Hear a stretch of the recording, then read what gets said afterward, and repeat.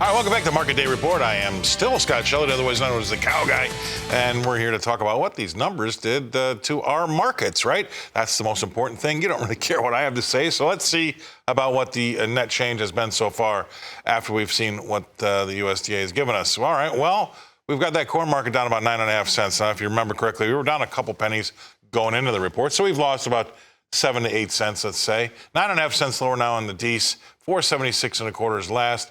About 3 cents off the lows. Still kind of trading heavy after we got those numbers. So a 9 1/4 cent loss pretty much across the board there.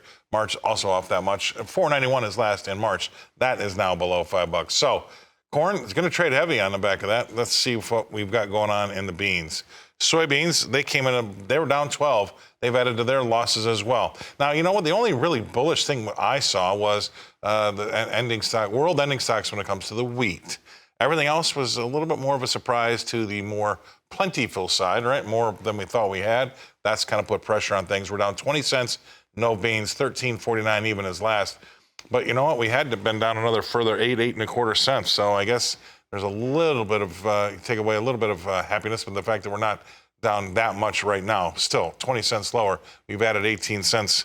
We added 8 cents to the loss. We were down 12 going into the number. That's November beans, 13.49 down 20 cents. Let's take a look at wheat in Chicago. Going into the number, that was down 9 cents. We've added basically a dime. That's why I like keeping a track of where we were going into the report. So wheat was down. Dees now is up penny and a half, 5.86 evens last there. That's pretty good. And that's really just a couple 3 cents off, a couple 3 ticks off the highs. So 5.85 1/4 is now a penny off the highs. That's pretty good going. A penny and a quarter higher. Chicago wheat come back from its 9 cent loss before the number. Let's take a look and see what hard red's got in store for us. That's up 6 cents there. That also was down 9 cents going into the figure. So that's come back 15 cents. 7.29 3/4 is last. And the hard red wheat in Kansas City, that's December. Again, 7.29 1/4 now, up 5.5 cents. Decent turnaround after we got those numbers. Spring wheat in Minneapolis, that too is higher by 10 3/4 cents. That was off by 2.5. So we've added about 12 to 13 cents when it comes to the D spring wheat price. 10 3/4 cents higher there to 777 1/2. That's a tick off the highs of 777 3/4. So there you go.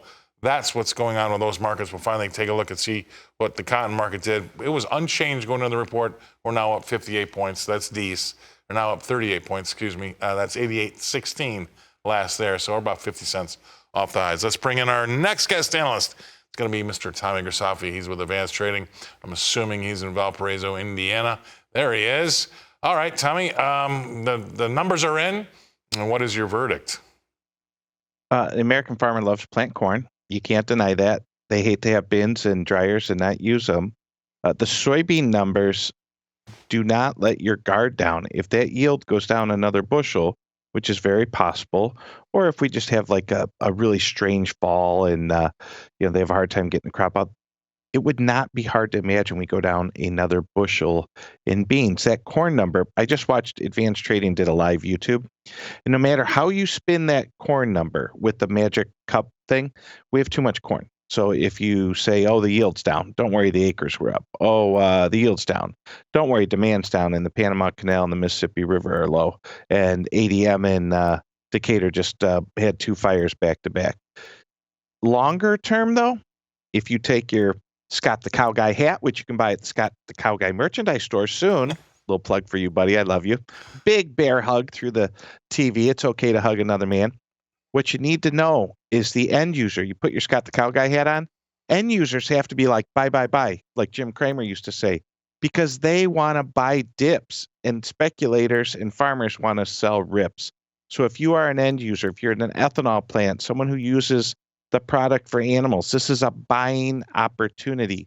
If you have hogs, buy soybean meal. If you need corn, people will be bidding and buying these products, or at least using an option or a future to do that. Could it go lower? Absolutely. We got to stay fair and balanced. Yeah, we can go lower, but you do so much better in life if you buy something on sale and you sell something when they want it. Back to you, my friend. Yeah, I don't know who it was on the show over the last 2 or 3 days, but they expressed a view that the consumers, we don't talk a lot about consumers, right? Mostly producers and ranchers, but the consumers out there that need the grain they thought it was interesting that they were taking a position in the market by only really buying when they needed it. And they called it hand to mouth was the term that the guy used. I can't remember who it was. Right. But it's interesting to see. Well, you have a lot of smart people on your show. Who knows? Could be anyone. Right. I will All say making this. me look bad. I will say this real quick before we go on break. If you think your cornflakes are going to go down, you're crazy, because crude oil is trading $89 a barrel. Right. So for the little bit that corn went down, the shipping costs went up. Let's take a commercial break, pay for a couple things, keep the lights on, and we'll talk. All right, we'll take Tommy's advice. We're going to go away, pay some bills. We'll come back and talk more with Tommy after this. Welcome back to Market Day Report. Let's jump right in and see what these movements in the grains have done to some of these livestock prices, right? That's the only natural thing to do, especially if you're wearing a cow jacket all day. Got to check in and see what live cattle are doing in Chicago. They're down 32 cents, not 30 cents. 183.92 is last. We haven't changed the range on the day. We're still basically right smack dab in the middle of it. 183.92 down 30 cents when it comes to live cattle. Let's see what the feeders have got for us. Feeder cattle in Chicago, that's down in the fronts and up in the backs. Let's go October, that's down 17 cents, so we can't get too excited about that. 261.27 is last, and that too is in the middle of the range. But as you go out the deferreds, we gain about 35 cents when we finally get to next March. Who knows what anybody's doing next March? Okay, finally, let's take a look and see what the lean hogs.